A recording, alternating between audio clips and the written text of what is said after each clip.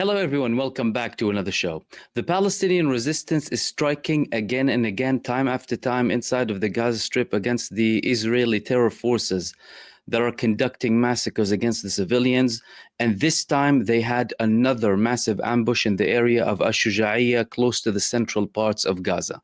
So multiple reports came out talking about 7 Israeli soldiers who were wounded and 2 commanders that were severely wounded. One of them was a commander of a battalion, and the other one was a deputy commander of a division in the Israeli terror army. This is coming just days after one of the largest ambushes of the Palestinian resistance, where they took down approximately 19 soldiers in 2 separate attacks, in 2 ambushes that they called the Gates of Hell ambushes. All of them are coming in just under a week. The ambushes that the Palestinian resistance is calling the Gates of Hell are happening in the area of Rafah. That's in the southern part of the Gaza Strip. And this one is in the central part of Gaza Strip in Ash-Shuja'iyya. It started by Israel declaring that there is a mass casualty incidents inside of the Gaza Strip. And in all of those recent attacks from the Palestinian resistance, Israel declared the same thing. Firstly, mass censorship, then an event where there are many casualties inside of the Gaza Strip. They confirmed that 9 were wounded, 2 severely wounded. They're most likely going to declare that they died. All of this information is coming, by the way, without the Palestinian resistance declaring all of the details about this operation. They might come up with further details later on. However, it's noteworthy to mention that the Palestinian resistance doesn't always mention everything due to security measures and developments that are happening on the ground at the time of the operation or after the time of the operation. There would be other reasons too. For example, there would be another operation taking place or might take place in the future. However, we are likely to hear something from the Palestinian resistance. So far, this is coming just from the reports that are happening on the ground, both in Gaza and in Israel too. Now, what is that meaning in general, especially for the Israeli terror forces inside of Gaza? 3 ambushes, so many casualties at the same time in just under the week. What are they doing exactly? Are they not learning from their mistakes? Who are these people who are conducting these operations? And how can commanders of battalions and divisions inside of the Israeli army feel so secure in certain locations, and the Palestinian resistance is preparing these ambushes for them and targeting them so heavily? This is showing that the Palestinian resistance has the upper hand on the ground, not Israel. Israel is excelling in relation to the massacres against the civilians, but they're not doing anything with the Palestinian resistance. And the significant thing that happened in these past 3 attacks coming from the Palestinian resistance is the fact that in all of them, apart from this latest operation, because we still didn't have an elaboration from the resistance, however, judging by the nature of it, could be the same thing, all of the fighters withdrew. So they went out, they started to attack and target the Israeli terror forces, withdrew to a certain location to lure the Israeli forces in, and then implement the ambush and take them down, meaning less casualties, hardly any casualties, if any, from the Palestinian resistance side, and all of the casualties, killed and wounded, happening on the Israeli side. This is coming following intense pressure now on Benjamin Netanyahu, with more and more people protesting against him in the streets. And not just protesting against him in the streets, people are now outright in Israel calling Benjamin Netanyahu the enemy. So we had multiple protests in Israel, and they are being much, much bigger than before. They're becoming much bigger, more intense, in multiple parts, Tel Aviv and other areas too. And the significant statements that came were from the latest protests that happened in Tel Aviv. And some of these protesters in Israel were saying, Hamas is not the enemy. They're outright saying, Hamas is not the enemy. Benjamin Netanyahu is the enemy of the state of Israel. Benjamin Netanyahu is the biggest threat and biggest risk for the state of Israel because of what he is conducting. Families of the prisoners of war are saying that alongside people who are protesting in the streets. They've had enough of Benjamin Netanyahu, yet the man is still there pushing for this genocide despite so many efforts to reach a deal and to solve the problem, and despite the escalating tensions that are happening between him and the Trump administration. Now, some people are questioning if these tensions are real. At the end of the day, things are happening between the United States and Israel, whether it's a tactical move, whether Trump will go back and be best buddies with Benjamin Netanyahu. Let's not forget that Trump openly spoke against Benjamin Netanyahu when the latter congratulated Joe Biden. He was the first prime minister to congratulate Joe Biden. And Trump at the time, he challenged the election results when Biden won. So he took a lot of offense to that after Benjamin Netanyahu greeted him. Then later on, things gradually started to become better between them. But Trump now, and according to many reports, is applying pressure on Benjamin Netanyahu to reach a deal, at least upon his arrival to the region. In Israel, there are indications and reports showing that Israel knows that there is a need and a demand from the administration inside of the United States to reach a deal when Trump arrives, because the ultimatum that was given by Benjamin Netanyahu to the Palestinian resistance before Israel conducts what it called the Gideon's chariots inside of the Gaza Strip said that if Hamas don't reach a deal, if Hamas don't agree to a deal. Now, of course, Israel's trying to apply leverage on the Palestinian resistance with the constant massacres against the innocent civilians. However, the Palestinian resistance is not going to give in quickly. As a matter of fact, Steve Witkoff himself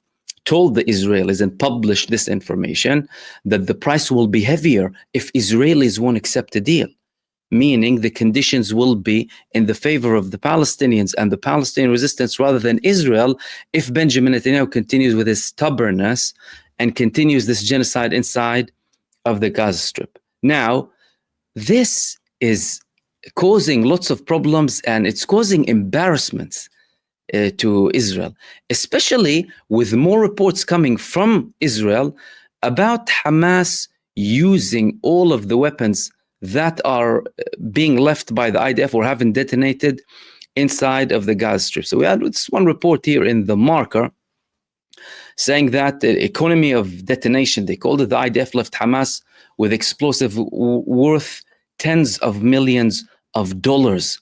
According to this article here, the Air Force estimates the number of unexploded ordnance at least 3,000. They're saying for Hamas, it is a treasure trove, but the IDF does not provide soldiers with a mapping of the unexploded ordnance. And the IDF are saying we are making every effort to deal with the unexploded ordnance. Now, unexploded ordnance, we spoke about this several days back when the armed wing of the PIJ, Saray al-Quds, detonated an MK-84. The biggest bomb that Israel lands on Gaza, a 1-ton bomb that Israel lands on civilians. They found one that wasn't exploded, and they exploded it in a group of Israeli terror forces inside of the Gaza Strip, taking all of them down. There was an explosion that everyone heard, even in Israel, and that eventually was, according to the Palestinian resistance, an actual MK-84, the full MK-84 unexploded. And according to this report and to Israeli estimates, they have 3,000 of these now, meaning the Palestinian resistance now has capabilities more than ever before. And that's being confirmed by people inside of Israel. One of them was the deputy major general in reserve in Israel, Yisrael Ziv. He said that Hamas increased its capabilities and its fighting mechanisms inside of Gaza. And if we allow more troops to go into the Gaza Strip, we will risk having very big losses. This is a confirmation coming from people who were major generals in the Israeli army. This is a major general in reserve, confirming what the IDF chief of staff currently stated when he warned Benjamin Netanyahu that we're facing a horror scene. Well, what is it described in Israel as a horror show if they continue and expand the operation inside of the Gaza Strip. And the IDF chief of staff, he outright said, the priority is to get the prisoners of war back, then achieve victory.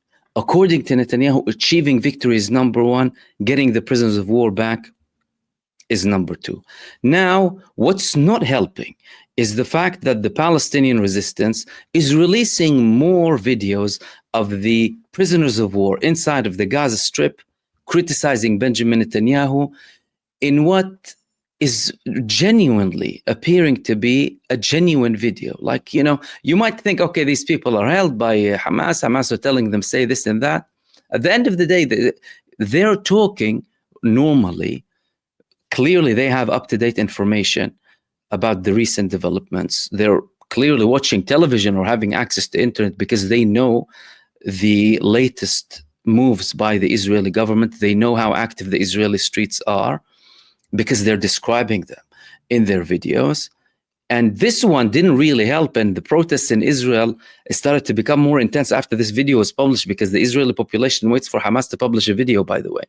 Why? Because one of these people in the video attempted to commit suicide. Hamas spoke about him several weeks back. They said one of the Israeli prisoners of war attempted to commit suicide and we rescued him. Here he comes lying down next to another guy who's a prisoner of war in the video, talking about what is this war? Why are we continuing? This man is putting us to die here for no reason, asking for the people to continue, and again applying more pressure on the Israeli public, because everyone in Israel is listening to these people, is seeing them, they're believing them more than Benjamin Netanyahu, and they're outright sharing their situation day by day in Gaza, held by Hamas. And there's simply a very straightforward solution to all of that, the same solution that was there one day after October the 7th, even on October the 7th itself, which is get a deal to release the Palestinians from the Israeli prisons so that you can get the Israeli prisoners back. However, of course, Benjamin Netanyahu had different plans. Benjamin Netanyahu had plans to occupy Gaza, to expand a war, to have an endless war that would continue up until his term ends, and then potentially reach a deal when his situation is secure. Now, the Pakistani Prime Minister, PM Shahbaz, says that they achieved victory. He said that they won in this war because there was a ceasefire being declared. The Indian officials confirmed that there was indeed a ceasefire. The Indian foreign minister announced the ceasefire agreement with Pakistan. According to multiple reports, there was a breach in the Kashmir area, not surprisingly. However, both sides are saying that there is a ceasefire. India is confirming that there is a ceasefire, and the Pakistani Prime Minister is confirming that there is a ceasefire. But the Pakistani Prime Minister is saying that this is actually a victory. This is a victory. The Bunyan Marsus operation, or strong wall operation, has been a very effective campaign because it took down the effort of the Indian forces and Modi's forces to conduct operations without having any sort of response. Now, of course, India, from their perspective, they carried out the operation after an attack was conducted against the Indians that they blamed on Pakistan, and then they started to target certain locations.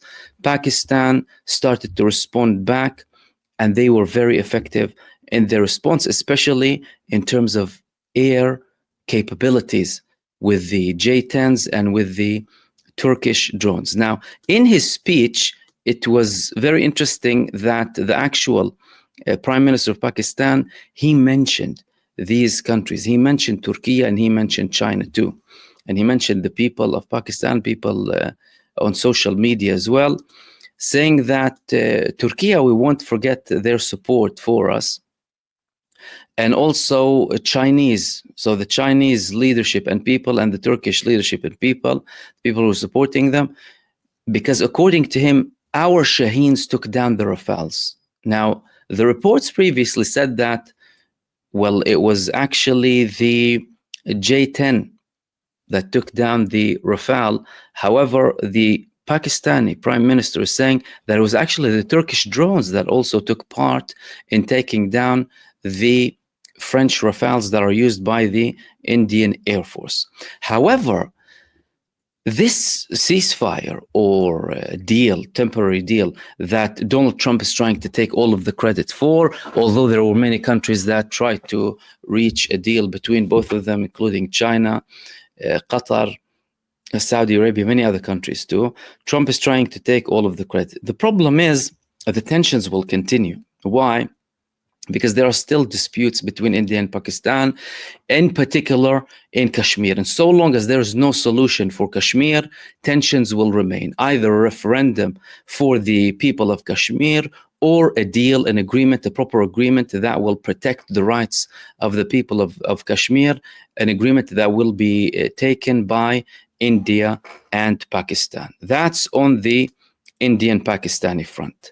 Now, when it comes to Israel and Donald Trump and the deal with Iran, many reports in Israel are saying that Trump is headed towards a deal, and that Benjamin Netanyahu, according to one report in Israel, is the only man standing in his way. So there was an article in one of the Israeli newspapers, Ynet, saying that Donald Trump, he wants to reach a deal, but Benjamin Netanyahu is the main person opposing this deal. This article was published by a man called Nadav Eyal. The Trump administration wants a new Middle East and feels that Netanyahu is standing in its way. The brief honeymoon between the US president and the prime minister is over. Washington and Jerusalem are in crisis. Trump wants to return from his trip to the region with a breakthrough that will free the hostages, thanks to him. And where exactly is the government in the serious aviation crisis that is taking place here? Okay.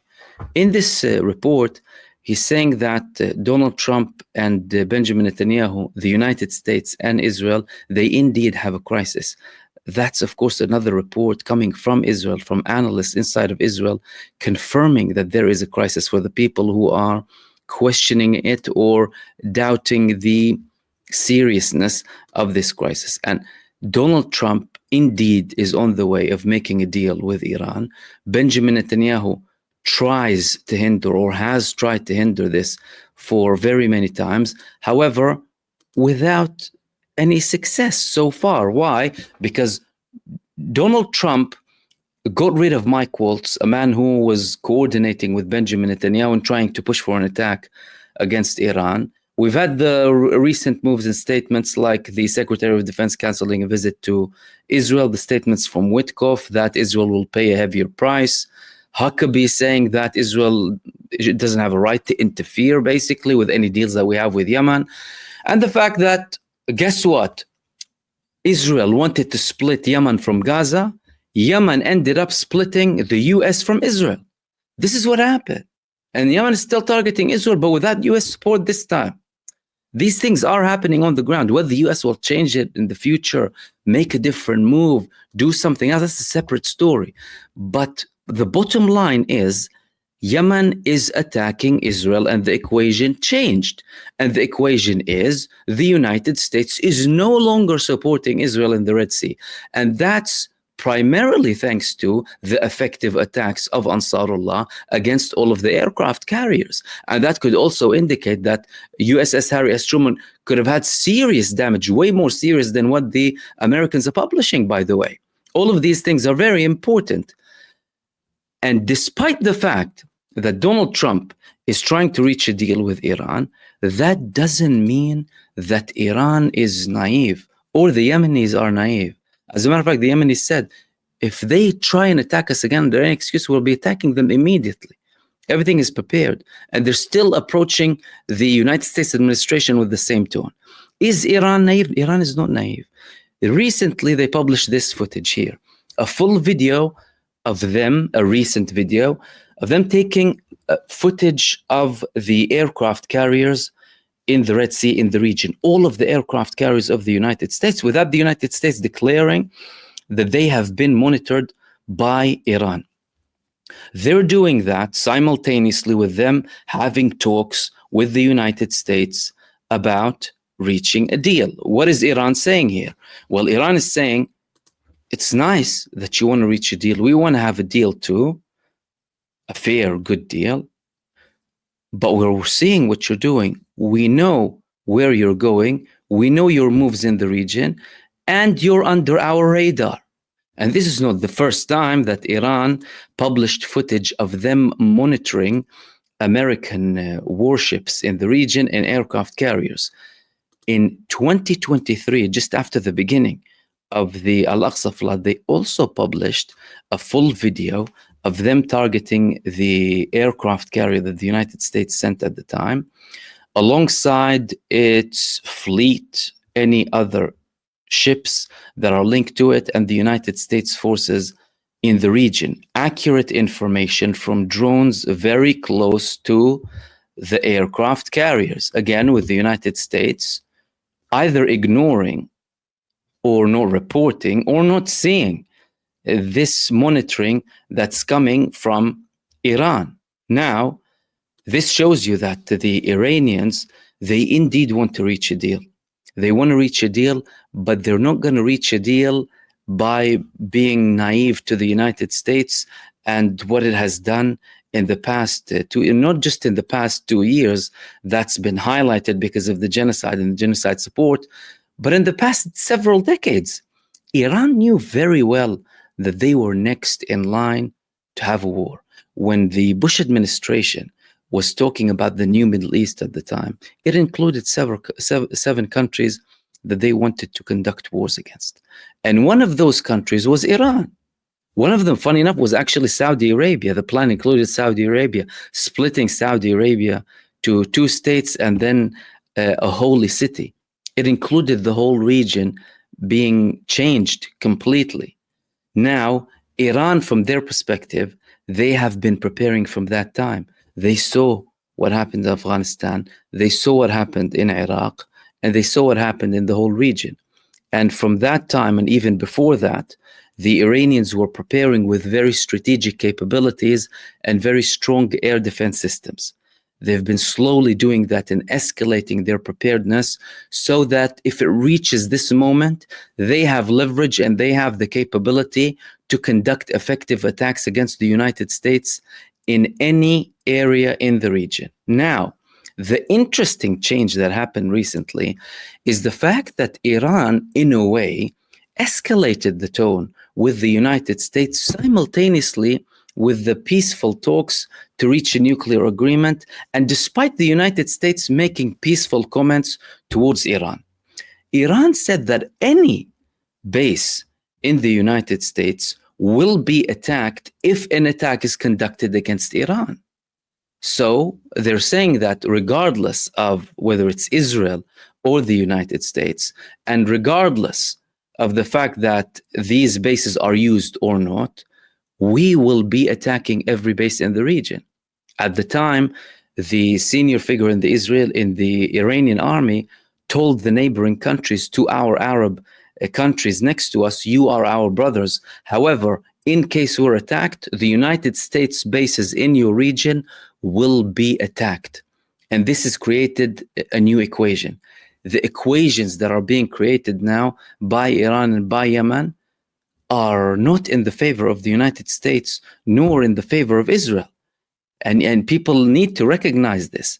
What Yemen is doing now with the new equation against Israel, having not only naval siege, but also an aerial siege on Israel, and despite them escalating the siege to be an aerial siege too, the United States withdrew from the equation. This is a new equation. This is a new deal. This is a new time for Yemen. And Yemen, indeed, like they stated, have split the United States administration from Israel. And likewise with Iran. From an Iranian perspective, they're happy to talk about a nuclear deal. They actually are not a hostile country. Iran wants to be a normal country dealing with the whole world. However, it's constantly been met by arrogant hostility from the United States administration, from the EU, from hostile, arrogant countries who want to impose their will, either the economic will or political will or security will on them, so that they can be under their thumb, under their system, so that these countries can't have any sovereignty. However, the United States is clearly seeing that slowly all of this is changing with the rise of the BRICS, with the rise of Russian power and Chinese power, Iranian power, regional and global players too. All of this is changing. And there's so much they can do to impose any sanctions on them, because the BRICS as an organization, as a group of countries, already created a mechanism to have a backdoor, a way out of any sanctions that are coming from the United States. And that was clearly visible from the VE Day celebrated in Russia several days back. The Chinese president was there, several leaders were there, the Egyptian president was there after he refused to meet Trump and still hasn't met Trump. He went to Russia for VE. All of these things are important, alongside Sahel country leaders as well, who recently merged their countries together after they expelled the French colonial powers from there. All of these developments are very important. The United States is seeing this shift. And it doesn't matter how much Donald Trump wants to ignore the facts that are happening on the ground, he will have to realize at one point, with lack of popular support from the American population, with lack of serious capability to conduct anything effective to a level where the United States can impose its will, either for the sake of Israel or for the sake of the United States, they're unable to do anything really against the will of the people. And they have tried. Donald Trump said clearly, we gave them hard blows, right? They carried out many strikes against Yemen. But did Yemen submit? Did Yemen surrender? No. And as a matter of fact, and thankfully, it has been revealed that there were even talks from over a year and a half ago, from just after the United States started the operation against them, because they didn't necessarily want to go on all of this campaign for the sake of Israel, if they can do it by just talking or threatening. The Yemenis said clearly the United States came with very high demands initially, therefore there wasn't a deal. But now we reached a stage, especially with Donald Trump seeing the level of arrogance of Benjamin Netanyahu against him, he told him, we will give up the whole thing in the Red Sea and you can go and face their wrath. And that's what's happening. Now, more of these developments are going to be revealed after Trump's visit. Trump is expected to visit Saudi Arabia. Trump is expected to visit Qatar. And in the meantime, there are reports of serious pressure coming from the United States administration for Israel to reach a deal when Trump is here, because Trump, again, he wants to be viewed, as the peacemaker. He's looking for a Nobel Peace Prize. He wants to be seen as a person, who gets the deals done. And Netanyahu isn't really playing ball with him, because both of them have quite similar personalities: egocentric, megalomaniac, psychopathic, narcissistic traits. So that's a clash, apart from the things that are happening on the ground. However, after Donald Trump comes, there will be even more clarity as to where things are going in the next coming months and in the next coming years.